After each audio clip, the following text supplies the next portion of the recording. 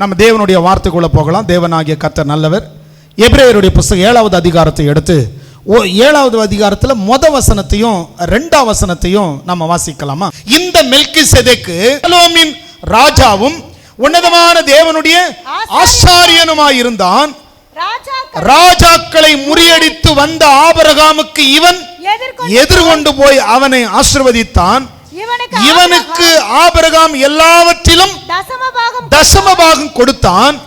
இவனுடைய முதற் பேராகிய மெல்கிசேதேக்கு என்பதற்கு நீதியின் ராஜா என்றும், பின்பு சாலோமின் ராஜா என்பதற்கு சமாதானத்தின் ராஜா என்றும் அர்த்தமாம். இந்த இடத்துல இந்த மெல்கிசேதேக்கு அப்படிங்கிற ஒரு தேவனுடைய நாமத்தை குறித்து படிக்கிறோம். இந்த இடத்துல ஆபிரகாம் அவர் என்ன செய்தாரு? தசம பாகத்தை அவருக்கு கொண்டு போய் கொடுத்தார் அப்படின்னு சொல்லப்பட்டிருக்கு. இந்த அதிகாரத்தில் இன்னும் கூட ஒரு வசனத்தை வாசிக்கலாம் பாருங்க. 4ஆம் வசனத்தை படிங்க. இவன் எவ்வளவு பெரியவனாய் இருக்கிறான் பாருங்கள். கோத்திர தலைவனாகிய ஆபிரகாம் முதலாய் கொள்ளையிடப்பட்ட பொருள்களில் இவனுக்கு தசம பாகம் கொடுத்தான். லேவியின் புத்திரரில் ஆசாரியத்துவத்தை அடைகிறவர்களும் ஆபிரகாமின் அறையிலிருந்து வந்த தங்கள் சகோதரரான ஜனங்களின் கையிலே நியாயப்பிரமாணத்தின்படி தசம பாகம் வாங்குகிறதற்கு கட்டளை பெற்றிருக்கிறார்கள். ஆகிலும் அவர்களுடைய வம்ச வரிசையில் வராதவனாகிய இவன், கவனிங்க இந்த வசனத்தை கவனிங்க. ஆகிலும் அவர்களுடைய வம்ச வரிசையில், அவர்களுடைய வம்ச வரிசைன்னு சொன்னா என்ன? இந்த தசம பாகம் யார் வாங்கினார்கள் அப்படி சொன்னா, தசம பாகத்தை ஆபிரகாமுடைய வழியில வந்த லேவி கோத்திரத்தார் தான் தசம பாகத்தை வாங்கினாங்க. இந்த லேவி கோத்திரத்தார் யாருன்னு சொன்னா ஆபிரகாம், ஆபிரகாமுடைய மகன் ஈசாக்கு, ஈசாக்குடைய மகன் யாக்கோபு. இந்த யாக்கோபுக்கு 12 கோத்திரங்கள். அந்த 12 கோத்திரங்கள்ல ஒரு கோத்திரத்தை கர்த்தர் வேறு பிரிச்சார். அந்த கோத்திரம் தான் லேவி கோத்திரம். இந்த லேவி கோத்திரம் ஆசாரிய வேலையை செய்வாங்க. இந்த 11 கோத்திரத்தாரை என்ன செய்வாங்கன்னா, இவங்களுக்கு கிடைக்கிற எல்லாவற்றிலும் கொண்டு வந்து தசம பாகத்தை இவர்களுக்கு கொடுத்தாங்க. இந்த வழியில தான் ஆரோன், இந்த வழியில தான் ஆசாரியர்கள் வருகிறார்கள். ஆனா இந்த ஆபிரகாமுடைய நாட்கள் வரும் பொழுது இந்த லேவி கோத்திரத்தார் ஆபிரகாமுடைய வம்சத்தில் வந்தவர்கள். ஆனா இந்த மெல்கிசேதேக்கு யார்? இந்த மெல்கிசேதேக்கு அப்படின்னு கவனிச்சு பார்த்தா இந்த வரிசையில் வரவில்லை. ஆபிரகாமுடைய சந்ததியில அவர் வரவில்லை. ஆபிரகாமுக்கு முன்னாடி அவர் இருக்கிறார். நியாயப்பிரமாணம் மோசேவுக்கு பின்னாடி தான் நியாயப்பிரமாணம் வருகிறது. இந்த நியாயப்பிரமாணம் வருவதற்கு முன்பு ஆபிரகாமுடைய நாட்கள் எல்லாம் கிருபையின் காலங்கள். ஆபிரகாமுடைய நாட்கள் எல்லாம் கிருபையின் காலங்கள். அப்படி அந்த கிருபையின் காலமா இருக்கிற அந்த நாட்களிலே எபிரேயருடைய புத்தகம் அந்த 7வது அதிகாரத்தில் 5ஆம் வசனம் சொல்லுது பாருங்க. லேவியின் புத்திரரில் ஆசாரியத்துவத்தை அடைகிறவர்களும் ஆபிரகாம் அறையிலிருந்து வந்த தங்கள் சகோதரரான ஜாதிகளின் கையிலே நியாயப்பிரமாணத்தின்படி தசமம் வாங்குகிறதற்கு ஒரு நியாயப்பிரமாணம் கொடுக்கப்பட்டது. 10/1 தசம பாகமா கட்டாயமா இஸ்ரவேல் ஜனங்க கொடுக்கணுங்கிறது பழைய ஏற்பாட்டு பிரமாணத்தில் கட்டாயமாய் இருந்தது. அதை அவங்க தான் வாங்கணும் அப்படின்னு கர்த்தர் கொடுத்திருந்தார். நல்ல கவனிங்க, நான் உங்களுக்கு சொல்லக்கூடியது ஆண்டவர் கொடுத்த கட்டளை நியாயப்பிரமாணம். இது நியாயப்பிரமாணம் ஆபிரகாமுடைய காலம், கிருபையின் பிரமாணம். 2 பிரமாணத்தை நல்லா புரிந்து கொள்ளுங்க. கிருபைக்குள்ளவும் நியாயப்பிரமாணத்துக்குள்ளவும் 2 காரியம் சொல்லப்பட்டிருக்கு. ஆனால் நாம நியாயப்பிரமாணத்தில் இல்லை, கிருபைக்கு கீழே இருக்கிறோம். ஏன்னா இயேசு கிறிஸ்து, அதாவது நியாயப்பிரமாணம் மோசையினால் உண்டானது, கிருபையும் சத்தியமும் இயேசு கிறிஸ்துவினால் உண்டானது.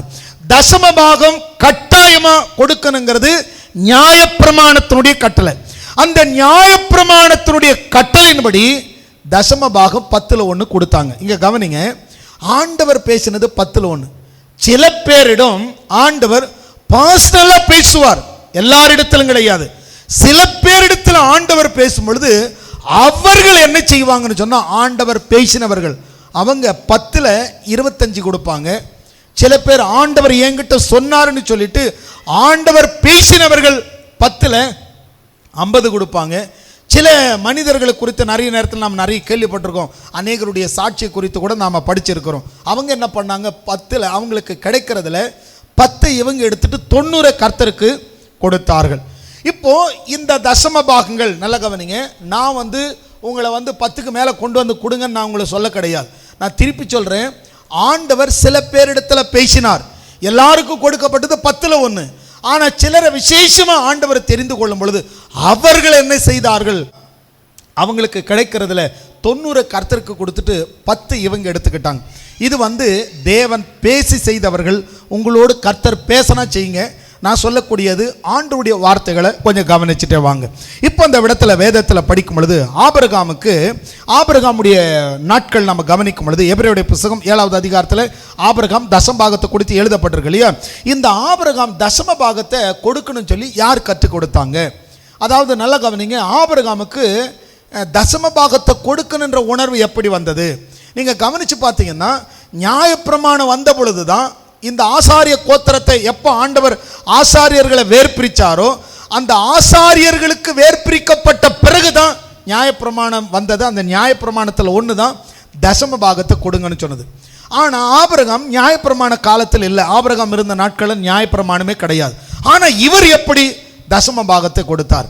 இவருக்கு தசம பாகத்தை கொடுக்கணுங்கிற உணர்வு எப்படி வந்தது அப்படி கவனித்து பார்த்தீங்கன்னா, ஆதியிலிருந்தே மனிதனை கர்த்தருக்கு கொடுக்கிற வண்ணமாக படைத்தார். நாம் காயினை குறித்தும் ஆபேலை குறித்து கூட படிக்கிறோம். அவங்க என்ன செய்தாங்க, ஆண்டவருக்கு காணிக்கை செலுத்தினாங்க. அதில் ஆபேல் நலமானதை கொண்டு வந்து கர்த்தருக்கு படைத்தோம். இப்போ கர்த்தருக்கு படைக்கணும் அப்படிங்கிற உணர்வு இது கட்டாயத்தின் பேரில் வருகிறதல்ல. ஒரு மனிதன் ஆண்டவரோடு நடக்கும் பொழுது அந்த மனிதனுக்கு தோணும், நான் கர்த்தருக்காக கொடுக்கணும் அப்படிங்கிற உணர்வு. இப்போ ஆபிரகாமுடைய வாழ்க்கையில் கவனித்து பார்த்தீங்கன்னா, நியாயப்பிரமாணத்துக்கு முன்னாடி வாழ்கிறார். இவர் என்ன செய்கிறார், நியாயப்பிரமாணத்தின் வழியில் வராத, ஆபிரகாமுடைய வழியில் வராத மெல்கிசேதேக்கு என்பவருக்கு தசம பாகத்தை கொண்டு போய் கொடுக்கிறார். இந்த மெல்கிசேதேக்கு யார் அப்படி சொன்னால் அது ஆண்டவராகி இயேசு கிறிஸ்துவை குறித்து சொல்லப்பட்டிருக்கு. இங்கே பைபிளில் சொல்லப்பட்டிருக்கு. இந்த மெல்கிசேதேக்கு யாருன்னு சொன்னால் நீங்கள் 2ஆம் வசனத்தில் படிக்கலாம் பாருங்க. இவனுக்கு ஆபிரகாம் எல்லாவற்றிலும் தசம்பாகம் கொடுத்தான். இவனுடைய முதற் பேராகிய மெல்கிசேதேக்கு என்பதற்கு நீதியின் ராஜா என்பும், சாலோமின் ராஜா என்பதற்கு சமாதானத்தின் ராஜா என்றும், அவரே சமாதானக்காரனர், அவரே சமாதானத்தை ரட்சிப்பையும் அருளுகிறவர் சொல்லி பைபிளில் படிக்கிறோம். இன்னும் கூட இதே எபிரேயருடைய புத்தகம் 7வது அதிகாரத்தில் 23வது வசனத்தை நம்ம வாசிக்கலாம். 23 அன்றியும் அவர்கள் மரணத்தின் நிமித்தம் நிலைத்திருக்க கூடாதவர்கள் ஆனபடியால் ஆசாரியராக்கப்படுகிறவர்கள் அநேகராய் இருந்தார்கள். இப்ப என்ன சொல்லப்பட்டிருக்குன்னு சொன்னா, இந்த லேவி கோத்திரத்தில் வந்தவர்கள், இந்த ஆரோன் அவனும் மரிச்சான், அவனுடைய பிள்ளைகளும் மரிச்சாங்க. இந்த லேவி கோத்திரத்தில் இருக்கிற மனிதர்கள் ஆசாரியர்களானா இவங்க எல்லாருக்கும் மரணம் இருக்கிறது. அதுதான் பைபிளில் சொல்லுது. இந்த ஆசாரியத்துவத்தில் வந்தவங்க அநேகரா, ஒருத்தர் ஆசாரி கிடையாது, நிறைய ஆசாரியர்கள் வருகிறார்கள். ஏன்னு சொன்னால் இவங்க சில காலம் அவங்களுக்கு நியமிக்கப்பட்ட காலம் வாழ்ந்துட்டு அவங்க மரிச்சிருவாங்க. மரிச்ச பிறகு அவனுடைய சந்ததி வேற ஒருத்தன் ஆசாரியனா வருவான். இப்படி சந்ததியாக வருகிறது. ஆசாரியர்களை பார்த்தா நிறைய பேர் இருக்கிறாங்க. ஆனால் இந்த வழியில் வராமல் மரணமே இல்லாத ஒரே ஒரு ஆசாரியனாக இருக்கிறார். அவர் தான் இயேசு கிறிஸ்து.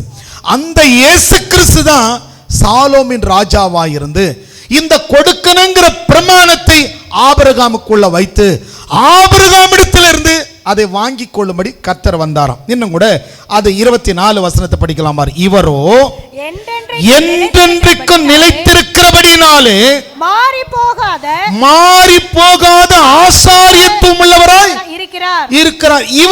இவரோ சொன்னா இயேசு கிறிஸ்துவோ, இவரை தான் மெல்கிசேதேக்குன்னு சொல்லப்பட்டிருக்கு. இவர் எப்படிப்பட்டவர் சொன்னா மரணமே இல்லாதவர்.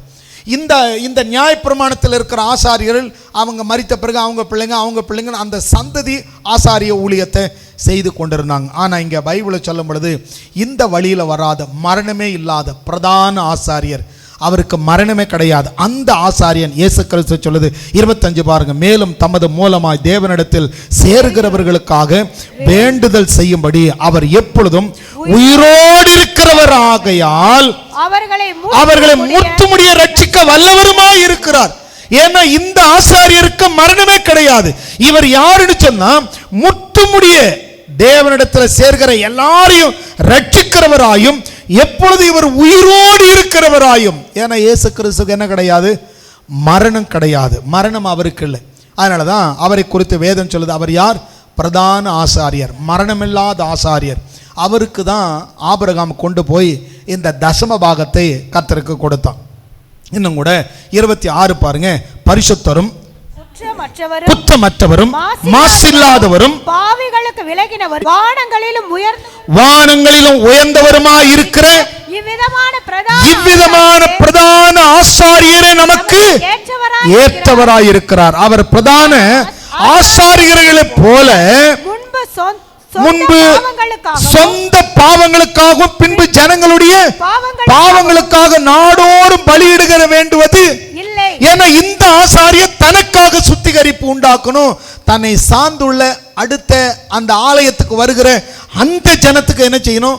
சுத்திகரிப்பு உண்டாகணும். ஒரு ஆசாரியர் என்ன செய்வான்? தன்னை சுத்திகரிக்க அந்த ஆடு, பல பலி இருந்தது. பாவ நிவாரண பலி, குற்ற நிவாரண பலி, சர்வாங்க தகன பலி, போஜன பலி, பல பலிகள் இருந்தது. இதை ஆசாரியனும் தனக்கு சுத்திகரிப்பு உண்டாக்கும்படி பலி செலுத்தணும். அடுத்து இவனிடத்தில் தசம பாகத்தை கொண்டு வந்து கொடுத்த அவர்களுக்காகவும் இவன் என்ன செய்யணும்? இவர்களுக்காகவும் பாவ நிவர்த்தி பலிகளை செலுத்தணும். ஆனால் வசனம் சொல்லுது, இந்த ஆசாரியன் தனக்காகவும் மற்றவர்களுக்காகவும் பாவ நிவர்த்தி செய்தான். ஆனால் மெல்கிசேதேக்கு என்பவர் அவர் தனக்காக அல்ல, மற்றவர்களுக்கு பாவ மன்னிப்பு உண்டாகும்படி தன்னையே பலியாக ஒப்பு கொடுத்து தன்னுடைய இரத்தத்தை அவர்களுக்கு கொடுத்து அவர்கள் சுத்திகரிக்கப்படும்படி இந்த எல்லா மீட்புக்கு காரணமாக இருக்கும்படி இந்த பிரதான ஆசாரியராய் மெல்கிசேதேக் என்ற பெயரில் இங்கு அறியப்படுகிறார். அடுத்து சொல்லுது பாருங்க, அவர் பிரதான ஆசாரியர்களைப் போல முன்பு சொந்த பாவங்களுக்காகவும் பின்பு ஜனங்களுடைய பாவங்களுக்காகவும் நாடோறும் பலியிட வேண்டியது இல்லை. ஏன்னு சொன்னா, ஏனெனில் தம்மை தாமே பலியிட்டதினாலே இதை ஒரே தரம் செய்து முடித்தார். இந்த பலி திரும்ப திரும்ப புதிய உடன்படிக்கை வரும் பொழுது இவங்களுக்கு பாவ நிவர்த்திக்குன்னு சொல்லி ஒவ்வொரு நாளும் ஒவ்வொரு பலி கிடையாது. பூரண பலியாய் பான பலியாய் வார்க்கப்பட்டு ஒரே தரம் மரித்து மக்களுக்கு ஒரு மீட்பை உண்டாக்கினார். அவர் தான் இயேசு கிறிஸ்து. 28 பாருங்க, நியாயப்பிரமாணமானது பலவீனமுள்ள மனிதர்களை பிரதான ஆசாரியராக ஏற்படுத்துகிறது. நியாயப்பிரமாணத்திற்கு பின்பு உண்டான ஆணையோடு விளங்கிய வசனமோ என்றென்றைக்கும் பூரணரான குமாரனை ஏற்படுத்துகிறது. இப்போ இந்த இந்த குமாரனாகிய இயேசு கிறிஸ்து நியாயப்பிரமாணத்தின்படி ஒரு ஆசாரியனா இல்லாம கிருபையின்படி ஒரு ஆசாரியனா இருந்து நியாயப்பிரமாண காலத்துக்கு முன்னமே அவர்களிடத்தில் வந்து அவரை குறித்து வேதம் சொல்லுது, உயிரோடு இருக்கிறவர். அந்த உயிரோடு இருக்கிறவராகிய இந்த பிரதான ஆசாரியர் ஆபிரகாமு கிட்ட என்ன செய்தாராம்? தசம பாகத்தை ஆபிரகாமு கிட்ட இருந்து வாங்கினாராம். கொஞ்சம் நல்லா கவனிங்க. மோசே சீனாய் மலையிலிருந்து இறங்கி வரார். மோசே எங்கிருந்து வராரு? நீங்க எடுத்துக்கொள்ளுங்க, யாத்ராம புஸ்தகம் 25வது அதிகாரத்தை திருப்பி கொள்ளலாம். யாத்ராம புஸ்தகம் இது ஆண்டவர் சொன்ன வார்த்தை, இது ஒரு மனுஷன் சொன்னது கிடையாது. யாத்ராம புஸ்தகம் 25வது அதிகாரத்தை நாம் 25வது அதிகாரம் படிக்கிறதுக்கு முன்னாடி கொஞ்சம் கூட 24ல 2ஆம் வசனத்தை அப்படியே படிச்சுட்டு வாங்க. 1ல இருந்து படிக்கலாம் பாருங்க. பின்பு அவர் மோசேயை நோக்கி, நீயும் ஆரோனும் நாதாபும் அபியும் இஸ்ரவேலின் மூப்பரில் 70 பேரும் கர்த்தரிடத்தில் ஏறி வந்து தூரத்திலிருந்து பணிந்து கொண்டார்கள். தூரத்திலிருந்து பணிந்து கொள்ளுங்கள். இந்த 70 பேர் வந்து தூரத்திலிருந்து பணிந்து கொள்ளுங்க. ஆனா தேவனுக்கு கிட்ட யாரும் வரக்கூடாது. 2ஆம் வசனம் சொல்லுது பாருங்க, மோசே மாத்திரம் கர்த்தரிடத்தில் சமீபித்து வரலாம், அவர்கள் சமீபித்து வரலாகாது, ஜனங்கள் அவனோட கூட ஏறி வர வேண்டாம் என்றார். அந்த 70 பேர் வந்தாங்க பாருங்க தூரத்தில் நிக்கிறதுக்கு, அவங்களோடு சேர்ந்து இந்த 70 பேரோ அல்லது மற்ற ஜனங்களோ இவங்க யாரும் மோசே இருக்கிற இடத்துக்கு ஏறி வரக்கூடாது. இங்க இருந்துட்டு எல்லாரும் கீழே போயிடணும். ஆனா மோசே மாத்திரம் மேலே வரணும்னு சொல்றார். அப்படி மோசே மலைக்கு மேலே போறார். மேலே போய் தேவனோடு சஞ்சரிக்கிறது அந்த 24வது அதிகாரத்தை வீட்டில் போய் படிச்சு பாருங்க. அப்படி மேலே போய் ஆண்டவருடைய சம்பாஷித்த பிறகு அவர் அந்த மலையிலிருந்து கீழே வரார். கீழே வரும் பொழுது ஆண்டவர் அவருக்கு சொன்னதை அவர் ஜனங்களிடத்துல சொன்னார். 25வது வசனத்தை இப்ப படிங்க பார்க்கலாம். கர்த்தர் மோசேயை நோக்கி, இஸ்ரவேல் புத்திரர் எனக்கு காணிக்கையை கொண்டு வரும்படி அவர்களுக்கு சொல்லு.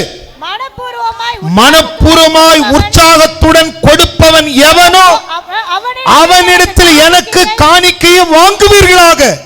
இப்போ இது மனுஷனுடைய சத்தம் அல்ல.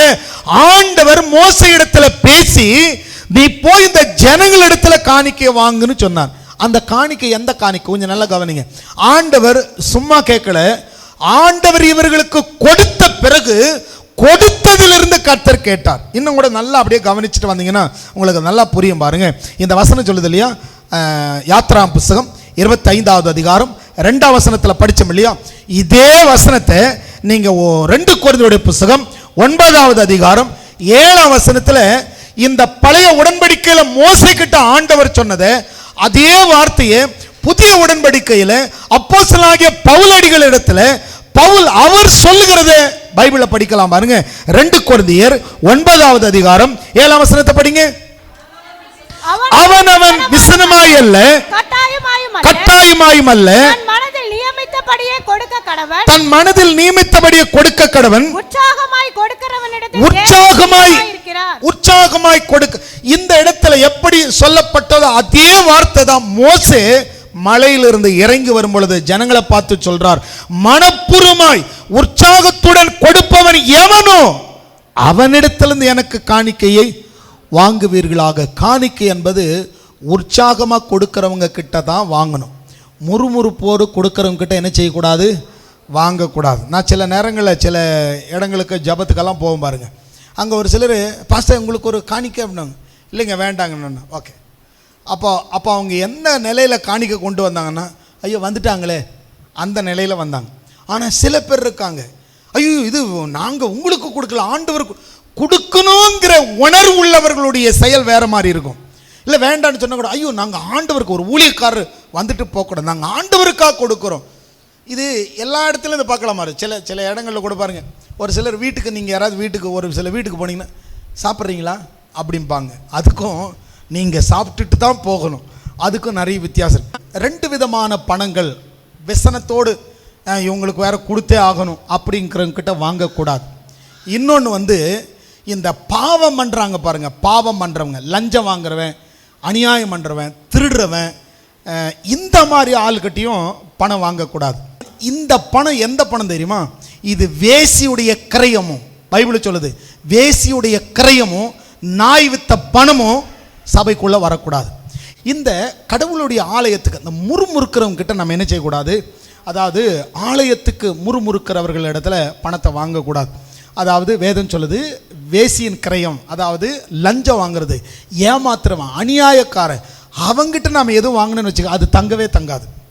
பைபிள் சொல்லுது அந்த பணங்கள் வரக்கூடாது. ஆனால் ஆலயத்தில் இஸ்ரவேல் ஜனங்களுக்கு தேவன் பிரமாணமாய் கொடுத்தது விசனமாயும் அல்ல முறுமுறுக்கிறவர்களாயும் அல்ல, யார் உற்சாகமாக கொடுக்கிறார்களோ அவர்களுக்கு. அதான் ஆண்டவர் சொன்னார், 7 வித 2 காசை உற்சாகமாக போட்டதுனால பைபிளில் அவருடைய பெயர் எழுதப்பட்டிருக்கிறது.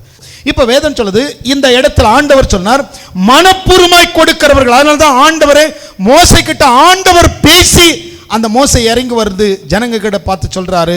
ஆண்டவர் சொன்ன வார்த்தையை வேதம் சொல்லுது, மனப்பூர்வமாய் உற்சாகமாய் கொடுக்கிறவன் எவனோ அவனிடத்தில் எனக்கு காணிக்கையை வாங்குவீர்களாக. அந்த காணிக்கை வாங்கும் பொழுது அடுத்து பாருங்க, ஏன் இந்த காணிக்கையை ஆண்டவரை வாங்க சொன்னார்? வேதத்தில் படிக்கும் பொழுது ஏன் இவங்க கிட்ட காணிக்கை கர்த்தர் வாங்க சொன்னார்னு சொன்னா, இந்த ஜனங்கள் கொஞ்சம் கவனிங்க, சில வசனங்களை மட்டும் கவனிங்க. ஏன் இவங்க கிட்ட ஆண்டவர் இந்த காணிக்கை வாங்க சொன்னார்? எதற்கு இந்த காணிக்கை கொடுக்கணும்? பைபிளை எடுத்து படிச்சு பாருங்க. இந்த காணிக்கை நிறைய பேருக்கு இந்த காணிக்கைன்னா மனம் சுளிக்கும். ஒரு உண்மை என்ன தெரியுமா? நம்முடைய மனசுல ஊறி இருக்கிற ஒரு தன்மை. நாம் எங்காவது போனோன்னு வச்சுக்க, குழந்தைய கூட்டிகிட்டு போகிறோம். இப்போ உதாரணத்துக்கு உங்கள் பிள்ளைகளை எங்காவது கூட்டிகிட்டு போகிறேன்னு வச்சுங்க, பிள்ளைகளுக்கு நல்லதை வாங்கி கொடுப்போம், நல்ல சாப்பாடை வாங்கி கொடுப்போம், மனைவி கூட்டிகிட்டு போனால் நல்லது வாங்கி கொடுப்போம். இப்படி எல்லாம் நல்லா செலவு பண்ணிட்டு சர்ச்சுக்குள்ளே வருவோம். சர்ச்சுக்குள்ளே வந்தோன்னே காணிக்கை எடுக்கிறாங்கன்னு தெரிஞ்ச உடனே பர்சில் தேடுவோம், எங்கே அந்த 10 ரூபாய். நிறைய 90% மக்களுடைய நிலை எப்படி தரமாக இருக்கும்? இவ்வளவு தூரம் நம்ம அதிசயமாக நடத்தி வந்தார், அந்த ஆண்டவருக்கு ஒரு நல்ல காணிக்கை கொடுப்போன்னு சொல்லி மனசாட்சி தொட்டு சொல்லுங்கள். எத்தனை பேருக்கு நான் கடவுளுடைய ஆலயத்துக்கு வரும்போதெல்லாம் நல்ல காணிக்கை கொடுக்கணும்னு எனக்கு தோணி இருக்கு, நான் அப்படி தான் செய்திருக்கிறேன். யாராவது ஒருத்தர் இருக்கிறீங்க அப்படி? கர்த்தருக்கு ஸ்தோத்திரம். இங்க இல்லைங்க, எங்க போனாலும் மனுஷனுடைய எண்ணம் எப்படி இருக்கும்? அந்த சில்லறையை தான் தேடத்தோணும். ஏன் கடவுள்? ஆனா எப்பொழுது ஒரு மனுஷனுக்கு ஐஸ்வர்யமும் கனமும் உம்மாலே வருகிறது என்ற வெளிப்பாடு வருதோ அன்னைக்கு தான் அந்த மனுஷனுடைய வாழ்க்கையில தேவரக ஐஸ்வர்யம் செயல்படும். இந்த தேவரக ஐஸ்வர்யம் நினைச்சு பார்க்க முடியாத அந்த வாழ்வு வரணும்னா இந்த வாழ்வு கொடுத்தது யார் என்ற உணர்வு வந்தாதான் அந்த வாழ்க்கை நமக்கு வரும். ஆனா நமக்கு எப்படிப்பட்ட சின்ன காரியத்தில் எனது, இது என்னுடையது, நான் ஓட்டி பார்த்தேன், நான் டியூட்டி பார்த்தேன், கண்ணை முழிச்சு வேலை பார்த்தேன் அப்படின்னு சொல்லிட்டு இந்த சுயமே முன்னாடி வரும் பொழுது நமக்கு ஒரு பெரிய ஆசீர்வாதம் வருவதற்கு பெரிய தடையார். கவனிங்க, ஆண்டவர் இஸ்ரவேல் ஜனங்களை ஏன் காணிக்க வாங்க சொன்னார்னா அந்த ஜனங்களை அடிமைப்படுத்தின எகிப்திலிருந்து வேறுபடுத்தார். இந்த எகிப்தில் என்ன பண்ணாங்க இவங்கன்னு சொன்னா இவங்களை 2 மடங்கு வேலை வாங்கினாங்க. இவங்க கிட்ட வைக்கோலை கொடுக்காம உங்களுடைய ப்ரொடக்ஷன் அதிகமாக இருக்கணும்னு சொன்னாங்க. ஆனா இந்த ஜனத்தை இப்படியெல்லாம் ஒடுக்கின அந்த அடிமை இடத்துல இருந்து அந்த ஜனங்களை மீட்டு வெளியே கொண்டு வந்து அவர்களுக்கு வெள்ளியும் பொன்னையும் நிறைய கொடுத்ததுக்கு அப்புறம் கேட்டாரு கர்த்தருக்கு காணிக்கையை கொடுங்கன்னு சொல்லி. ஒருவேளை இங்க ஒருவேளை யோசிக்கலாம், அங்க வெள்ளியும் பொண்ணும் கொடுத்தாங்க அதனால கேட்டாங்க, இங்க என்ன கொடுத்துருக்குறாங்க இங்க கேட்கறதுக்கு அப்படின்னு சொன்னீங்கன்னா இந்த இடத்துல அந்த இடத்துல ஆண்டவர் வெள்ளியும் பொண்ணை கொடுத்துட்டு அந்த ஜனத்துக்கிட்ட காணிக்கை கேட்டாரு. ஆனா புதிய உடன்படிக்கையில பிதாவாகிய தேவன் தம்முடைய குமாரனையே கொடுத்துட்டு காணிக்கை கொடுக்கும்படி கேட்டார். இயேசு கிறிஸ்து இந்த உலகத்துல வாழ்ந்த நாட்கள்ல கூட இந்த யோவன்னாலும் சூசன்னாலும் கர்த்தருக்கு ஆண்டவர் இயேசு உலகத்தையே உண்டாக்கினவர் அவருக்கு கொண்டு போய் என்ன செய்தாங்க? காணிக்கையை கொடுத்தாங்க. ஏன் கொடுத்தாங்க அப்படி சொன்னா இது தேவனுடைய அந்த தேவனை ஆராதிக்கிற அந்த முறைமையில் ஒன்று. கொஞ்சம் கவனிங்க. அப்போ வேதம் சொல்லுகிறது தன்னை இந்த இடத்துல மீட்டதுனால அவர்களிடத்துல காணிக்க வாங்கினது போல இந்த புதிய உடன்படிக்கை வரும் பொழுது பாவத்திலிருந்தும் சாபத்திலிருந்தும் விக்கிரக பிடியிலிருந்தும் பலவிதமான தீய இடத்திலிருந்து மீட்டெடுத்ததுனால என்னை மீட்டாரே என்று காணிக்கையை கர்த்தருக்கு கொடுக்கணுமா. பழைய உடன்படிக்கையில அந்த அடிமைத்தனத்திலிருந்து விடுவிக்கப்பட்டதனால் எப்படி கொடுத்தார்களோ அதே போல புதிய உடன்படிக்கையில ரட்சிக்கப்பட்டதனால இந்த ரட்சிப்புக்காக இந்த காணிக்கையை கர்த்தருக்கு செலுத்தணும் அப்படின்னு சொல்லி வேதம் சொல்லுது. இந்த வேலை, இந்த வருமானம், இந்த நிலம், இந்த உங்க கையில என்ன இருக்கோ இது எல்லாமே தேவன் கொடுத்தார் என்ற உணர்வு இருந்தா அந்த ஜனங்க என்ன செய்வாங்க? 10ல் 1 கொண்டு வந்து கொடுப்பாங்க. நல்லா கவனிங்களேன். இந்த பெந்தகோஸ்தே சபைக்கும் பாரம்பரிய சபைகளுக்கும் ஒரு வித்தியாசம் இருக்கு. எத்தனை பேர் கவனிச்சிருக்கீங்க தெரியல. அதாவது பெந்தகோஸ்தே சபையில பாருங்க, நாம எதை விதைக்கிறோமோ அதுல நல்லா வளர்ந்துருப்போம். பெந்தகோஸ்தே சபைக்காரங்க நல்லா வசனத்தை கவனிப்பாங்க, நல்ல வசனத்தை வாசிப்பாங்க.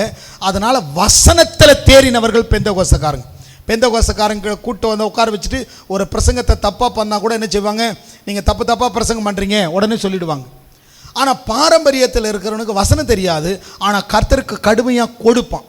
அப்படி கர்த்தருக்கு உதார்த்தமாக கொடுக்கறதுனால அவங்க வாழ்க்கையெல்லாம் மேலே இருக்கும்.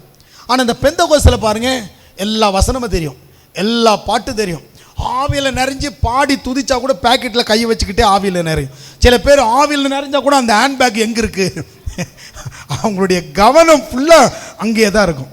ஏன் அப்படின்னா அவங்களுக்கு அந்த அந்த சத்தியத்தை அறிந்தபடி வாழ்வதற்கு இங்கே வந்து மெனக்கெடணும். இங்கே வந்து பார்த்தீங்கன்னா ஒரு சிலர்கிட்ட இந்த காணிக்கை பற்றி பேசினா முகம் மாறும், தசம்பாகத்தை பற்றி பேசினா முகம் மாறும், ஆண்டவருக்கு ஏதாவது கொடுக்கணும்னா முகம் மாறும், எதுக்கு நாங்கள்லாம் கர்த்தருக்கு கொடுக்கணும். ஆனால் நல்லா கவனித்து பாருங்கள், கொஞ்சம் உலக நாடுகள், நம்முடைய இந்தியாவை விட்டுட்டு நீங்கள் உலக நாடுகளை திருப்பி பார்த்தீங்கன்னா அந்த நாடுகளெல்லாம் கர்த்தருக்கு விதைத்தார்கள். அதனால தான் அந்த நாடுகளெல்லாம் மேலான இடத்துல இருக்கிறது. எந்த ஒரு மனுஷனுக்கு கர்த்தருக்கு கொடுக்கணுங்கிற உணர்வு நானும் நிறைய பெந்தகோஸ்தே ஆட்களை பார்த்துருக்கேன். ரொம்ப வறுமையில் இருப்பாங்க, அந்த வறுமையில் பெருமை பேசிக்கிட்டு இருப்பாங்க. சில மனிதர்கள், விதைக்கிற மனிதர்கள் பொருளாதாரத்தில் நல்ல நிலையில் இருக்கிறாங்க. யாரெல்லாம் கொடுக்குறாங்களோ எந்த ஒரு ஊழியக்காரனை வெறுமை, ஏன்னா இவங்க வந்து மனுஷனுக்காக செய்யலை, மனுஷனுக்காக செய்யாதவர்கள் வாழ்க்கையெல்லாம் தேவன் தேவரகமாக தான் வச்சிருக்கிறார். நீங்க சத்தியத்தை அறியக்கூடாதுன்னு சொல்லல, சத்தியத்தை அறிகிறது போல உங்களுடைய செயலில். அதனாலதான் வசனம் சொல்லுது, வசனத்தை கேட்கிறவர்களாய் மாத்திரமல்ல அதன்படி செய்கிறவர்களாயும் இருங்க. அந்த வசனத்துக்கு அதனாலதான் வசனம் சொல்லுது, ஏசாயா புத்தகம் 66வது அதிகாரம் 2ஆம் வசனம் சொல்லுது, என் வசனத்துக்கு நடுங்குகிறவர்களையே நோக்கி பார்க்கிறேன். வசனத்துக்கு நடுங்குகிறவர்கள், கர்த்தருக்கு என்று சொல்லி தன் வாழ்க்கையை அர்ப்பணித்தவங்க கடவுளுக்குன்னு கொடுக்கிறதுக்கு யோசிக்கவே மாட்டாங்க. கொஞ்சம் கவனிங்க, தேவன் உங்களை ஆசீர்வதிக்கட்டும். வேதம் சொல்லுகிறது, தேவனாகிய கர்த்தர் நல்லவர். ஆதியாகமம் புத்தகம் இங்க நல்லா கவனிங்க. ஒரு காரியத்தை மனதில் வாங்கிக்கங்க. இங்க ஆபிரகாம் தசம பாகத்தை கொடுக்கிறார். அவர் யாருக்கு கொடுத்தான்னு சொன்னா இங்க கவனிங்க, 18ஆம் வசனம், ஆதியாகமம் 14:18. அன்றியும் உன்னதமான தேவனுடைய ஆசாரியனாய் இருந்த சாலோமின் ராஜாவாகிய மெல்கிசேதேக்கு அப்பமும் திராட்சரசமும் கொண்டு வந்து அவனை ஆசீர்வதித்து, இந்த நியாயப்பிரமாண நாட்களில் லேவி கோத்திரம் இருக்கு இல்லையா, இந்த லேவி கோத்திரத்தார் ஒரு நாளும் பலியிட வந்தவர்களுக்கு அப்பமும் திராட்சரசமும் கொடுத்தது இல்லை. கவனிங்க, இந்த நியாயப்பிரமாண நாட்களில் அப்பமும் திராட்சரசமும் அவர்கள் கொண்டு வந்தது கொடுத்தது கிடையாது. இந்த அப்பமும் திராட்சரசமும் எப்ப வந்ததுன்னு சொன்னா, இயேசு கிறிஸ்து இந்த உலகத்துல வந்த பொழுது அவர் காட்டி கொடுக்கிறதுக்கு முன்னாடி அந்த ஜனங்களுக்கு ஒரு உடன்படிக்கை சொல்றாரு, இது அநேகருக்காய் சிந்தப்பட போகிற என்னுடைய ரத்தம், என்னுடைய சரீரம் சொல்லி ஒரு உடன்படிக்கை உண்டு பண்ணி அவர்தான் அப்பத்தையும் திராட்சரசத்தை கொடுத்தாரு. அதன் பிறகு வந்த அப்போஸ்தல உபதேசத்துல தான் இந்த கர்த்தருடைய பந்தி வருகிறது. ஆனால் நியாயப்பிரமாண நாட்களில் அப்பம் திராட்சரசமும் ஆசாரியர்கள் கொடுக்கவில்லை. அதனால தான் இங்கே சொல்லப்பட்டிருக்கு, ஆபிரகாம் எந்த காலத்தை குறித்து இங்கே எழுதப்பட்டிருக்குன்னா, வருங்காலம் கிறிஸ்துடைய காலத்தை குறித்து நியாயப்பிரமாணம் வருவதற்கு முன்னமே வேதத்தில் சொல்லப்பட்டது. இந்த ஆசாரியர்கள், நியாயப்பிரமாணத்திலிருந்து ஆசாரியர்கள் பலி செலுத்துவாங்க, சுத்திகரிப்பு அவங்க இடத்து இருக்கும். ஆனால் அப்பமும் திராட்சரசமும் அவங்க கொடுத்ததில்லை. இங்க படிக்கிறோம், இந்த மெல்கிசேதேக்கு, இந்த இயேசு கிறிஸ்துவானவர், இவரை குறித்து தான் இங்கே எழுதப்பட்டிருக்கிறது. ஆதியாகமம் 14:18 படிங்க. இப்ப படிங்க. அன்றியும் உன்னதமான தேவனுடைய ஆசாரியனாய் இருந்த சாலோமின் ராஜாவாகிய மெல்கிசேதேக்கு அப்பமும் திராட்சரசமும் கொண்டு வந்து, நாம படிச்ச வேத வசனத்தை இங்கே நல்லா கவனித்துக் கொள்ளுங்க. எபிரேயர்ல படித்தோம் 7வது அதிகாரத்துல, அதையே தான் இங்கே ஆதியாகமம் 14 படிக்கிறோம். அன்றியும் உன்னதமான தேவனுடைய ஆசாரியனாய் இருந்த சாலோமின் ராஜாவாகிய மெல்கிசேதேக்கு அப்பமும் திராட்சரசமும் கொண்டு வந்து அவனை ஆசீர்வதித்து, வானத்தையும் பூமியும் உடையவராகிய உன்னதமான தேவனுடைய ஆசீர்வாதம் ஆபிரகாமுக்கு உண்டாவதாக இவர் ஆசீர்வதிக்கிறார். கவனிங்க, 12வது அதிகாரத்தில் 2-3 வசனத்துல தேவன் அவனை ஆசீர்வதித்தார். 7 விதமான வாக்குத்தத்தம். ஆதியாகமம் 12:2-3 படிச்சு பாருங்க. நான் உன்னை பெரிய ஜாதியாக்கி உன்னை ஆசீர்வதித்து உன் பேரை பெருமைப்படுத்துவேன், நீ ஆசீர்வாதமாய் இருப்பாய், உன்னை ஆசீர்வதிக்கிறவர்களை ஆசீர்வதிப்பேன், உன்னை சபிக்கிறவர்களை சபிப்பேன், பூமியில வம்சம் உனக்குள்ள என்ன செய்யப்பட்டிருக்கும், ஆசீர்வதிக்கப்பட்டிருக்குன்னு 12வது அதிகாரத்தில் ஆசீர்வதித்தார். 13வது அதிகாரத்தில் அந்த வாக்குத்தத்தம் நிறைவேறுகிறது. 13வது அதிகாரம் 2-3 வசனத்தை படிச்சு பார்த்தீங்கன்னா, ஆபிரகாம் 2வது வசனம், ஆபிரகாம் மிருக ஜீவனும் வெள்ளியும் பொன்னும் உடைய ஆஸ்திகளுடைய சீமானாயிருந்தான். 5வது வசனம், ஆபிரகாமுடனே வந்த லோத்துக்கும் ஆடு மாடுகளுக்கும் கூடாரங்களும் இருந்தன. அவர்கள் ஒருமித்து பூமியில குடியிருக்க அந்த பூமி அவர்களை தாங்க கூடாததா இருந்தது. அவர்களுடைய ஆஸ்தி மிகுதியாய் இருந்தபடியால் அவர்கள் ஒருமித்து வாசம் பண்ண ஏதுவல்லாமல் போயிற்று. ஆண்டவர் அங்கு சொன்னார், அதன்படி இங்க நடத்தினார். அதனால் ஆண்டவர் என்ன செய்கிறார், ஆண்டவருக்கு இந்த ஆபிரகாம் எல்லாவற்றிலும் தசம பாகத்தை கொடுக்கிறார். இந்த கொடுக்கணுங்கிற எண்ணம் எப்படி வந்ததுன்னு சொன்னா, வாக்கு பண்ணினவரும் உயர்வை கொடுத்தவரும் இவரே என்ற அறிவு அவனுக்குள்ள இருந்ததுனால, நன்மை செய்த தேவனுக்கு என்று சொல்லி நன்றியை கிரியோடு கூடிய அந்த தசம பாகத்தை, இந்த விளைச்சல் எல்லாம் தேவன் கொடுத்தது என்ற உணர்வு வந்த உடனே 90% தாய் எடுத்துக்கொண்டு 10% கொண்டு வந்து கர்த்தர் கொடுத்தார், கர்த்தருக்கு ஸ்தோத்திரம் கொண்டு வந்து கொடுத்தார். எந்த மனுஷனுடைய வாழ்க்கையில கர்த்தருக்கு விதைக்கணுங்கிற உணர்வு இருக்கிறதோ, எந்த மனுஷன் தன்னுடைய வாழ்க்கை கொடுக்கிறார்களோ, எந்த மனுஷன் தன்னுடைய வருமானத்தில் கொடுக்கிறார்களோ, எந்த ஒரு மனுஷன் தன்னையே கொடுக்கிறார்களோ, அவர்களை கர்த்தர் ஒரு நாளும் வெறுமையா விடுறது கிடையாது. கொடுக்கணுங்கிற உணர்வை ஆபிரகாமுக்கு உண்டாக்கினதே கர்த்தர் தான். ஏன்னா அந்த கிருபையின் உடன்படிக்கை கடைசி வரல தொடர பண்ணும்படி இன்னும் போய் படிச்சு பாருங்க. ஆபிரகாம் புதிய ஏற்பாட்டுக்கு அடையாளம், இந்த நியாயப்பிரமாணம் பழைய ஏற்பாட்டுக்கு அடையாளம். நியாயப்பிரமாணம் பழைய ஏற்பாடு, ஆபிரகாம் புதிய ஏற்பாடு. இன்னும் எங்களுடைய கவனித்து பார்த்தீங்கன்னா, பழைய ஏற்பாட்டு ஆசாரியர்கள் பழைய ஏற்பாட்டு ஆசாரியர்களை நான் ஏற்கனவே சொன்ன பாருங்க, அவங்க அப்பம திராட்சரசமும் கொண்டு வந்தது கிடையாது. ஆனால் புதிய ஏற்பாட்டில் என்ன செஞ்சது? அப்பம திராட்சரசமும் கொண்டு வந்தது. இந்த அப்பம திராட்சரசமும் எதற்கு அடையாளம் என்று சொன்னால், அப்பமும் திராட்சரசமும் சுகத்திற்கு அடையாளம், தெய்வீக சுகத்திற்கு அடையாளம். அதனால தான் நான் ஏற்கனவே சொன்ன பாருங்க, ஆதி அப்போஸ்தலர்கள் இந்த அப்பத்தை கொண்டு வந்து கொடுத்தவர்கள், அப்பத்தை புசித்தவர்கள், இந்த ஆதி அப்போஸ்தலர்களெல்லாம் பலவீனப்பட கிடையாது. ஏன்னு சொன்னால் தேவனை அறிகிற விதத்தில் அவர்கள் அறிந்திருந்தார்கள். இன்னும் கூட நாம் தேவனை அறிவதற்கு இன்னும் கூட நாம் ஆண்டவர்கிட்ட நிறைய திரும்பணும். பலவீனமாக இருக்கிறவர்களை நான் குறை சொல்லவில்லை, இந்த பலவீனத்தை மாற்றுவதற்கு தான் அப்பமும் திராட்சரசத்தை ஆண்டவர் கொடுத்தார் என்று வேதம் சொல்லுகிறது. அவருடைய தழும்புகளால் குணமானீர்கள் என்று சொல்லுகிறது. அநேகருக்காய் சிந்தப்படுகிற புதிய உடன்படிக்கையின் ரத்தம் என்று சொல்லியும் அநேகர் குணப்படும்படி இயேசு கிறிஸ்து இந்த உலகத்தில் நன்மை செய்கிறவராய் சுற்றி திரிந்தார் என்று வேதத்தில் படிக்கிறோம். அப்போ இந்த தசம பாகத்தை இந்த கொடுக்கணுங்கிறத கொஞ்சம் கவனிங்க. இந்த கொடுக்கிற மனிதர்கள் எப்படி ஆசீர்வதிக்கப்படுவார்கள்? உபாம புஸ்தகம் 8வது அதிகாரத்தை கொஞ்சம் திருப்பி கொள்ளலாம். உபாம புஸ்தகம் 8வது அதிகாரத்தை திருப்பும் பொழுது அதனுடைய 17வது வசனத்தையும் 18வது வசனத்தையும் வரும் பொழுது ஆபிரகாம் எப்படி தேவனுக்கு தசம பாகம் கொடுத்தாருன்னு சொன்னா, அவருடைய மனதில் தேவனை பற்றின ஒரு நினைவு இருந்தது. கொஞ்சம் கவனிங்க, இங்கே நிமிந்து பாருங்க. ஆபிரகாம் லோத்துவும் ஆபிரகாமும் ஒன்றா வாழ்ந்த நாட்களில் இவர்களுக்கு 2 பேருடைய மேய்ப்பர்களுக்கு வாக்குவாதம் வரும். அப்போ ஆபிரகாம் சொல்லுவான், உன்னுடைய மேய்ப்பர்களுக்கு என்னுடைய மேய்ப்பர்களுக்கு வாக்குவாதம் வேண்டாம், நீ என்னுடைய சகோதரன், அதனால் உனக்கு எந்த இடம் வேணுமோ எடுத்துக்கணப்போ. செழிப்பான இடத்த லோத்து எடுத்துக்கிட்டாரு. ஆனால் செழிப்பான இடத்த ஏன் ஆபிரகாமுக்கு கொடுத்தாரு? கொஞ்சம் கவனிங்களேன். நாமளாக இருந்தால் என்ன பண்ணுவோம்?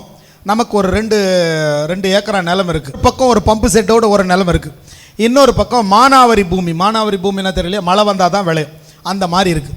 அந்த மாதிரி ரெண்டு நிலம் உங்ககிட்ட இருக்குது. ஆனால் அந்த 2 நிலத்தை கர்த்தர் உங்களுக்கு கொடுத்துருக்கிறார். நீங்களாக பார்த்து உங்கள் தம்பிக்கு ஏதாவது கொடுக்கலாம். ஆனால் நீங்களாக இருந்தால் என்ன பண்ணியிருப்பீங்க?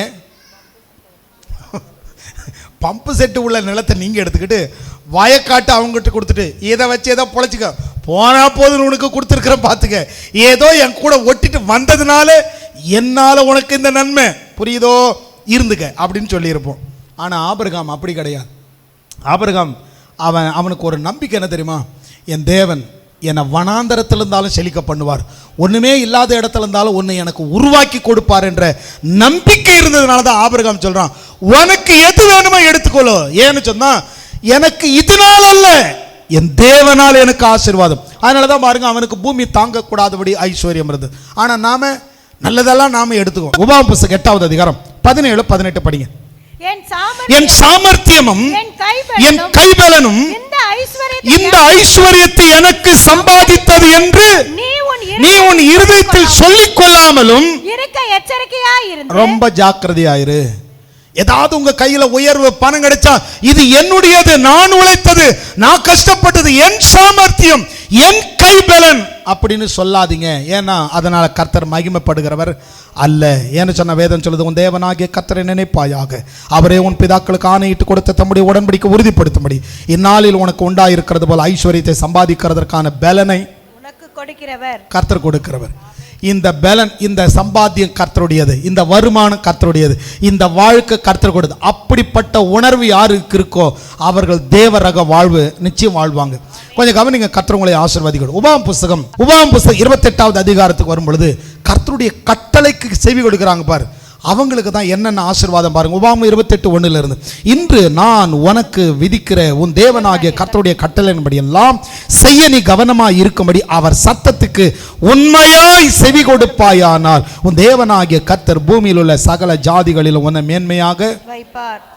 உண்மையாய் செவி கொடுப்பாயானால் கர்த்தருக்கு மனப்பூர்வமாய் கொடுக்கும் பொழுதுதான் வேதம் சொல்லுது பாருங்க, உன் தேவனாகிய கர்த்தரின் சத்தத்துக்கு செவி கொடுக்கும் பொழுது இப்பொழுது சொல்லப்படும் ஆசீர்வாதங்கள் எல்லாம் உண்மையில் வந்து உனக்கு பலிக்கும். நீ பட்டணத்தில் ஆசீர்வதிக்கப்பட்டிருப்பாய், வெளியில் ஆசீர்வதிக்கப்பட்டிருப்பாய். உன் கர்ப்பத்தின் கனியும் உன் நிலத்தின் கனியும் உன் மாடுகளின் பெருக்கமும் உன் ஆடுகளின் மந்தைகளும் ஆகிய உன் மிருக ஜீவன்களின் பலனும் ஆசீர்வதிக்கப்பட்டிருக்கும். உன் கூடையும் மாப்பு செய்கிற உன் தொட்டியும் ஆசீர்வதிக்கப்பட்டிருக்கும். நீ வருகையிலும் ஆசீர்வதிக்கப்பட்டிருப்பாய், நீ போகையிலும் ஆசீர்வதிக்கப்பட்டிருப்பாய். உனக்கு விரோதமாக எழும்பும் உன் சத்துருக்களை கர்த்தர் உனக்கு முன்பாக முறி அடிக்கப்படும்படி ஒப்பு கொடுப்பார். ஒரு வழியாய் உனக்கு எதிராக புறப்பட்டு வருவார்கள், 7 வழியாய் உனக்கு முன்பாக ஓடி போவார்கள். கர்த்தர் உன் களஞ்சியங்களில் நீ கையிடும் எல்லா வேலைகளிலும் உனக்கு ஆசீர்வாதத்தை கட்டளையிடுவார். உன் தேவனாகிய கர்த்தர் உனக்கு கொடுக்கும் தேசத்திலே உன்னை ஆசீர்வதிப்பார். நீ உன் தேவனாகிய கர்த்தரின் கட்டளைகளை கைக்கொண்டு அவர் வழிகளில் நடக்கும் பொழுது கர்த்தர் உனக்கு ஆணையிட்டபடியே தமக்கு பரிசுத்த ஜனமாக நிலைப்படுத்துவார், நிலை நிறுத்துவார், உறுதிப்படுத்துவார். எப்போ? உன்னை ஆசீர்வதித்து உனக்கு கொடுக்கும் ஒவ்வொரு விஷயத்திலும். கொஞ்சம் கவனிங்க. ஒருவேளை நினைக்கலாம், எனக்கு நிறைய வந்தால் நிறைய கொடுப்பேன் பிரதர், என்கிட்ட நிறைய இல்லை. ஆனால் வேதம் சொல்லுது, உங்ககிட்ட இருக்கிற அந்த கொஞ்சத்தில் என்ன செய்கிறீங்க, அந்த கொஞ்ச வருமானத்தில் நாம் என்ன செய்கிறோம். கொஞ்சம் கவனிங்களேன். வேதத்தில் திருப்பி கொள்வோம். சவுல் தெரியும் இல்லையா? பழைய ஏற்பாட்டில் சவுல் யார்? இந்த சவுல் இந்த கீசுடைய மகன் தான் சவுல். கீஸுங்கிறது அவருடைய தகப்பனாருடைய பேர். இந்த கீசுடைய மகன் சவுலை இஸ்ரவேல்ல ஆண்டவர் முதல் ராஜாவா சவுலை தான் நியமித்தார். நீங்கள் சாமுவேல் 1 சாமுவேல் அதிகாரத்தை போய் படித்து பார்த்தீங்கன்னா, ஜனங்க எங்களுக்கு ராஜா வேணும்னு கேட்ட பொழுது ஆண்டவர் யாரை ராஜா வாக்குனார்னா சவுலை ராஜா வாக்குனார். கொஞ்சம் நல்லா கவனிங்க. ஏன் சவுலை கர்த்தர் ராஜாவா மாற்றணும்? அந்த சவுல் யார்? கழுதையை தேடிட்டு போனவன். கழுதையை தேடிட்டு போனவனை எதுக்கு கர்த்தர் ராஜாவாக மாற்றினார்னு சொன்னால், அவருடைய தகப்பன் வளர்த்த வளர்ப்பு இருக்கு பாருங்க, அந்த வளர்ப்புக்காக தான் கர்த்தர் அவனை உயர்த்தினார். நான் உங்களுக்கு சொல்கிறேன், நீங்கள் உங்கள் பிள்ளைகளை எப்படி வளர்க்குறீங்க, தயவு செய்து உங்கள் பிள்ளைகளை எப்படி வளர்க்குறீங்க பாருங்கள். நீங்கள் தசம பாகம் கொடுக்குற ஆளாக இருந்தால் கட்டாயம் உங்கள் பிள்ளைங்க ஆண்டவருக்கு தசம பாகத்தை கொடுப்பாங்க. பைபிளை எடுத்து படித்து பார்த்தீங்கன்னு சொன்னால் 1 சாமுவேலுடைய புஸ்தகம் 9வது அதிகாரத்தை திருப்பிக் கொள்ளும். 1 சாமுவேலுடைய புஸ்தகம் 9வது அதிகாரத்தை திருப்பிக் கொள்ளும் பொழுது நீங்கள் கூட உங்கள் வீட்டில் எப்படி இருக்கிறீங்க, எப்படி வளர்றீங்க, ஏன் உங்கள் பிள்ளைங்க சபையில் ஒழுங்காக இல்லைன்னா நீங்கள் அப்படிப்பட்ட பேச்சுக்கள் உங்கள் வீட்டில் இருக்கிறதுனால தான் இப்படிப்பட்ட பிள்ளைகள் உங்கள் வாழ்க்கையில் இருக்கிறாங்க. அதனால் நம்ம எப்படி இருக்கணுங்கிறத கொஞ்சம் கவனிங்க. 1 சாமுவேலுடைய புஸ்தகம் 9வது அதிகாரத்தை திருப்பிக் கொள்ளும். 9வது அதிகாரத்தை திருப்பணும்னு சொன்னால் 9வது அதிகாரத்தில் 6ஆம் வசனத்திலிருந்து வாசிக்கலாம் பாருங்களேன். அதற்கு அவன், இதோ இந்த பட்டணத்திலே தேவனுடைய மனுஷன் வருவார். அதாவது சவுலுடைய வேலைக்காரன் இவங்க ஒரு வசதியான குடும்பம். இவங்க என்ன பண்றாங்க, கழுதை காணாம போச்சு, அந்த கழுதையை தேடி வராங்க. இவங்க அப்பா யாருன்னு சொன்னா, இவங்க அப்பா யார் கொஞ்சம் இதை படிச்சீங்கனாலே உங்களுக்கு புரியும் பாருங்க. அதற்கு அவன், இதோ இந்த பட்டணத்தில் தேவனுடைய மனுஷன் ஒருவர் இருக்கிறார், அவர் பெரியவர், அவர் சொல்லுவதெல்லாம் தப்பாமல் நடக்கும், அங்கே போவோம், ஒருவேளை அவர் நாம் போக வேண்டிய நம்முடைய வழியை நமக்கு தெரிவிப்பார் என்றான். அப்பொழுது சவுல் தன் வேலைக்காரனை பார்த்து, நாம் போனாலும் அந்த மனுஷனுக்கு எண்ணத்தை கொண்டு போவோம், நம்முடைய பைகளில் இருந்த தின்பண்டங்கள் செலவழிந்து போயிற்று, தேவனுடைய மனுஷனாகிய அவருக்கு கொண்டு போகத்தக்க காணிக்க நம்மிடத்தில் ஒன்றும் இல்லையே. ஒரு தேவ மனுஷனை பார்க்க போனா காணிக்க கொடுக்கணும்னு யார் கற்றுக் கொடுத்தது? எல்லாம் கவனிச்சு பாருங்க. அவருடைய தகப்பன் அப்படிப்பட்ட வளர்ப்பை வளர்த்ததினால், அவர் அப்படி செய்ததினால அதை பார்த்து வளர்ந்த பிள்ளை ஒரு தேவ மனுஷங்கிட்ட வெறும் கையோடு எப்படி போறது? ஒரு தேவ மனுஷனுக்கு ஆசாரியனை சந்திக்க போனா, ஆலயத்துக்கு போனா, அதனால தான் பைபிள் சொல்லுது, ஆலயத்திற்கு வரும்பொழுது வெறும் கையோடு வராமல் தன் கைக்கு நேர்ந்ததை மனப்பூர்வமாய் கொண்டு வந்து தேவனிடத்துல கொடுக்க கடவன் என்று சொல்லி வேதம் சொல்லுகிறது. ஆனா இந்த இடத்துல பாருங்க, இந்த சவுலுக்கு யார் கற்றுக் கொடுத்தாங்க? அவருடைய தகப்பனுடைய வளர்ச்சி, அந்த குடும்பம் கொடுக்கிற குடும்பமாக இருந்ததுனால தான் இந்த பையன். நல்லா கவனிச்சு பாருங்க. நிறைய விஷயங்களை நாமெல்லாம் கூட பாருங்க. சில பேருக்கு நமக்கெல்லாம் கொடுக்கணுன்ற எப்படி வருது? நம்முடைய பெற்றோர் செய்கிறத பார்த்து தான். சர்ச்சுக்கு போனால், கோயிலுக்கு போனால் கூட ஏன் காணிக்க போடணும்னு எப்படி தெரிஞ்சது? நம்முடைய பெற்றோர் கொடுத்தாங்க, அவங்க நம்ம கையில் கொடுக்க வச்சாங்க. அப்படி செய்ததனுடைய விளைவு தான் நாம போனால் என்ன செய்யணும்? கொடுக்கணுங்கிற உணர்வு. இங்க கவனித்து போலுங்க. அடுத்த வசனத்தை படிங்களேன். அந்த வேலைக்காரன் பின்னும் சவுலை பார்த்து, இதோ என் கையில் இன்னும் கால் சேர்க்கல் வெள்ளி இருக்கிறது, தேவனுடைய மனுஷன் நமக்கு நம்முடைய வழியை அறிவிக்கும்படி அது அவருக்கு கொடுப்பேன் என்றான். இப்போ சொல்றான், நம்ம கையில இன்னும் கொஞ்சம் இருக்கு, அதை கொண்டு போய் கொடுக்கலாம். ஆனா சரியான வளர்ப்புங்கிறத இங்க தான் கவனிக்கணும். இதே வேற மனுஷனா தான் சொல்லுவான், கொஞ்சம் தான் இருக்கு, இது நாம வீட்டை போய் சேர்றதுக்கு தேவைப்படும், அதனால நம்ம என்ன செய்யலாம், வீட்டுக்கு போகலான்னு சொல்லியிருப்பான். ஆனால் இந்த மனுஷன் அப்படிப்பட்ட வளர்ப்பில் அவன் இல்லை. அதனால அவன் என்ன செய்யறான்? அடுத்து 10ஆம் வசனத்தை படிங்க. அப்பொழுது சவுல் தன் வேலைக்காரனை நோக்கி, நல்ல காரியம் சொன்னாய், போவோம் வா என்றான். அப்படியே தேவனுடைய மனுஷன் இருந்த அந்த பட்டணத்துக்கு போனார்கள். கொடுக்கணும் என்று சொன்ன உடனே இந்த சவுலுக்கு வர உணர்வு என்ன? நல்ல காரியம் சொன்னாய். கொடுக்கிற மனப்பக்குவம், யாருக்கு கொடுப்பது நன்மையா இருக்கிறதோ அவர்களுக்கு வானம் திறக்கப்படும். அவர்களுக்கு வானம் திறக்கப்படும். ஒரு 10 பேருக்கு மத்தியில் நீங்க சாட்சியா இருந்தீங்கன்னா 10,000 பேருக்கு மேல கர்த்தர் உங்களை அதிபதியா உயர்த்துவார். நான் சொல்லல, வேதம் சொல்லுது. கொஞ்சத்துல உண்மையா ஒரு 10,000 ரூபாயில உண்மையா இருக்கும் பொழுது, ஒரு 20,000 ரூபாயில உண்மையா இருக்கும் பொழுது உனக்கு 2 கோடியை கர்த்தர் கொடுப்பது லகுவான காரியம். ஏன்னு சொன்னா உனக்கு பணத்தை கையாளத்தக்க அந்த திறன் இருக்கு இல்லையா, இந்த பணமே கர்த்தர் தந்ததுன்னு நினைச்ச இந்த உணர்வு தான் அந்த தாவீதை ஐஸ்வர்யவானா உயர்த்தினது. யோசிச்சு கொள்ளுங்க. தாவீது சொல்றான், ஆண்டவரே ஐஸ்வர்யமும் கனமும் உம்மாலே வந்தது. தன்னுடைய பிள்ளைகளுக்கு ஈசாக்குக்கு ஆபிரகாம் சொல்றான். நிறைய வசனங்களை நான் எடுக்கலாம், ரொம்ப நேரம் ஆயிடுது, அதனால் நான் சுருக்கமாக இதோட நான் நிறுத்துறேன். ஆண்டவர் உங்களை ஆசீர்வதிக்கட்டும். வேதம் சொல்லுகிறது, இந்த காணிக்கை என்பது ஏதோ எங்களுக்காக அல்ல, நீங்கள் மனுஷனுக்காக அல்ல. வேதம் சொல்லுகிறது, பைபிளில் கூட படிக்கிறோம், ஆண்டவர்கிட்ட வந்து நீங்கள் அந்நியனாக இருந்தேன் சேர்த்துக்கிட்டீங்க, பரதேசி அதாவது பசியாக இருந்தேன் ஆகாரம் கொடுத்தீங்க, வஸ்திரம் இல்லாத இருந்தேன் அப்படியெல்லாம் கேட்கும்போது அவங்க கேட்குறாங்க, எப்போ ஆண்டவரே உங்களை நாங்கள் அப்படியெல்லாம் பார்த்தோம் அப்படின்னும் போது ஆண்டவர் சொல்கிறார், மிகவும் சிறியவராகிய என் சகோதரர் ஒருவனுக்கு. இன்னும் கூட பைபிளில் சொல்லுது, ஆலயத்தில் நாம் எதை செய்கிறோமோ அதை ஆண்டவருக்காக செய்கிறோமா. பைபிளில் சொல்லப்பட்டிருக்கு, ஆலயத்தில் ஆண்டவர் வந்து நிற்கிறாராம். இங்கே நீங்கள் பாடுறதும் சரி, துதிக்கிறதும் சரி, நீங்கள் கர்த்தருக்கு கொடுக்குற ஒவ்வொரு ரூபாயும் சரி, அது தேவனுடைய பார்வையில் விலையேறப்பட்டதாக தான் இருக்கும். எழுந்து நிற்கலாம், நம்ம எல்லாரும் எழுந்து நிற்கலாம். நான் எனக்கு கற்றுக் கொடுத்ததை தான் இன்னைக்கு நான் உங்களுக்கு சொல்கிறேன். உங்கள் காது விழற மாதிரி சொல்கிறேன் பாருங்க. உங்களுக்கும் எனக்கும் ஆண்டவர் சொல்லுகிறது, இதிலும் பெரிதானவைகளை தேவன் நமக்கு செய்வார். இந்த பட்டணத்தில் நம்மளை பார்த்து உதட்ட பிதுக்கினவங்க, தலையை துளுக்கினவங்கெல்லாம் ஒரு நாளைக்கு நம்மளை பார்த்து வெட்கப்படும்படி தேவன் அவர்களுக்கு முன்பாக கர்த்தர் நம்மை உயர்த்துவார். ஏன்னா நம்மகிட்ட வஞ்சனை இல்லை, நாம யாரையும் ஏமாற்றி கொண்டு வரல, யாருக்கிட்டையும் தசம்பாகத்து கூட வற்புறுத்தி வாங்க கிடையாது, கொடுத்ததை தான் வாங்கி இருக்கிறோம். அதனால கர்த்தர் நல்லவர், தேவன் நமக்கு நன்மை செய்வார். நம்ம எல்லாரும் கண்களை மூடி ஜெபம் பண்ணும். ஆண்டவரே, பேசப்பட்ட வேத வார்த்தையின்படி எத்தனை பேருக்கு ஆண்டவர் பேசினான்னு தோணுதோ அவங்க மட்டும் வாய்களை திறந்து, ஆண்டவரே நான் இனி வருகிற நாட்களில் நான் உமக்கு உண்மையாக இருப்பேன் ஆண்டவரே, என்னால் என்ற நன்மைகளை நான் செய்வேன் ஆண்டவரே. ஏசப்பா, கொஞ்சத்தில் உண்மையாக இருந்தால் அநேகத்தின் பேரில் உன்னை அதிகாரியாக வைப்பேன்னு சொன்னீங்களே, ஆலயத்துக்கு வரும் பொழுது, பணத்தை கொடுக்கும் பொழுதோ, எங்கள் நேரத்தை கொடுக்கும் பொழுதோ, அல்லது ஜபத்தில் போய் நாங்கள் முழங்கால் படியிடும் பொழுதோ, ஆண்டவரே விசனமாய் அல்ல, மனப்பூர்வமாய் ஆராதிக்க, மனப்பூர்வமாய் துதிக்க, ஜெபிக்க, மனப்பூர்வமாய் நன்மை செய்ய, உற்சாக மனதுடனே உமக்கு ஊழியம் செய்ய எங்களை அர்ப்பணிக்கிறோம் ஆண்டவரே. எத்தனை பேர் சொல்ல முடியும், ஆண்டவரே எங்களை அர்ப்பணிக்கிறோம், எங்களுக்குள்ள நீர் வாசமாய் இருக்கிறீர் ஆண்டவரே, எங்களை நடத்துவீர் ஆண்டவரே, ஆண்டவரே எங்களை நடத்த நீர் நல்லவராய் இருக்கிறீர். ஏசப்பா, உம்முடைய நாமத்தை நன்றியோடு துதிக்கிறோம். வாய்களை திறந்து எல்லாரும் சொல்லுங்க, ஆண்டவரே எங்களை அழைத்த தேவன் உண்மை உள்ளவர், கர்த்தரை இறுதி வரை நடத்த நீர் நல்லவராய் இருக்கிறீரப்பா. கிருபையுள்ள நல்ல ஆண்டவரை, இரக்கமுள்ள தேவனே, பரலோக பிதாவே, கேட்ட வேத வார்த்தையின்படி நமக்கு பிரியமானதை செய்யுங்களை அர்ப்பணிக்கிறோம். கர்த்தர் எங்களுக்குள்ள போதுமானவராயிருந்து நன்மையின்படி வழி நடத்தும், கொடுக்கிறவர்களாய், உதார குணம் உள்ளவர்களாய், அனைவருக்கும் ஆண்டவரை பிரியமானவர்களாய், தேவன் கொடுக்கிற சகலவித நன்மைகளை பெற்றுக்கொண்டு இந்த உலகத்தில் பேரோடு, புகழோடு, செல்வ செழிப்போடு, வரங்களோடு, கிருபைகளோடு, தெய்வீக ஆரோக்கியத்துடன் வாழ எங்களுக்கு கிருபை தருவீராக. உடைய கரத்தில் எங்களை அர்ப்பணிக்கிறோம். ஆளுகட்சி ஆசீர்வதி, இயேசு கிறிஸ்துவின் நாமத்தில் பிதாவே, ஆமென். கர்த்தருக்கு ஸ்தோத்திரம்.